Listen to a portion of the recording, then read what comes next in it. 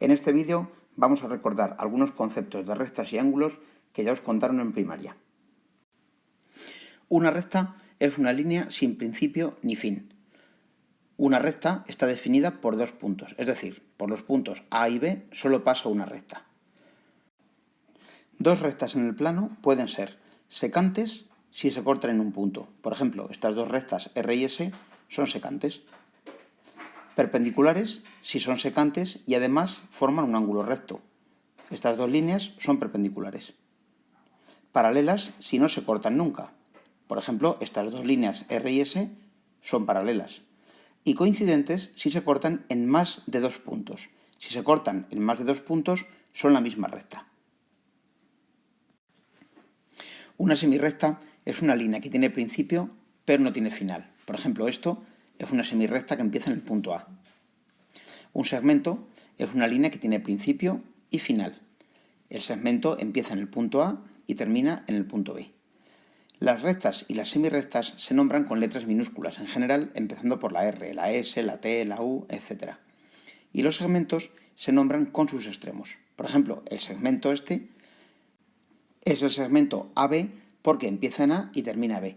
Lo escribiremos así, AB con una rayita por encima. La mediatriz de un segmento es una línea perpendicular al segmento que pasa por su punto medio. En la asignatura de plástica ya habéis aprendido a dibujarla, así que nosotros a partir de ahora la dibujaremos siempre utilizando GeoGebra. Un ángulo es la abertura formada por dos rectas, semirrectas o segmentos que se cruzan en un punto. Las rectas, semirrectas o segmentos se denominan lados del ángulo y el punto donde se cortan se llama vértice. Según su amplitud, los ángulos se llaman agudo si tiene menos de 90 grados, por ejemplo este ángulo es agudo, recto si tiene 90 grados exactamente, es decir, los lados son perpendiculares, y cuando tengamos un ángulo recto lo vamos a marcar así, con este cuadradito. Ángulo obtuso si la abertura es mayor que 90 grados y menor que 180. Por ejemplo, este ángulo es obtuso.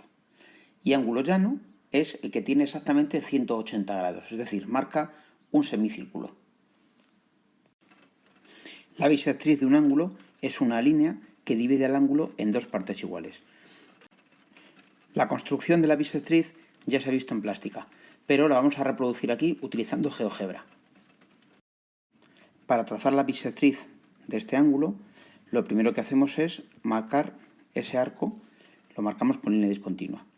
Ahora trazamos una línea que una los puntos de corte del arco con los lados del ángulo. Y ahora trazamos una mediatriz de ese segmento. Esa mediatriz es la bisectriz del ángulo. Para comprobarlo medimos el ángulo de arriba y el ángulo de abajo. Y tenemos que miden exactamente lo mismo. Por tanto, es la bisectriz. Cuando se cruzan dos rectas, se crean cuatro ángulos, que son iguales 2 a 2. Es decir, alfa y beta son iguales y gamma y delta también son iguales entre sí. Estas parejas de ángulos se llaman ángulos opuestos por el vértice y siempre son iguales. Dos ángulos son iguales si sus lados son paralelos. Por ejemplo, en este dibujo, este ángulo y este ángulo tienen los lados paralelos. Este y este son paralelos y este son paralelos. Por lo tanto, los ángulos son iguales. Lo mismo ocurre con este ángulo y este ángulo. Este lado y este lado son paralelos. Este lado y este lado son el mismo, por tanto son paralelos, así que los ángulos son iguales.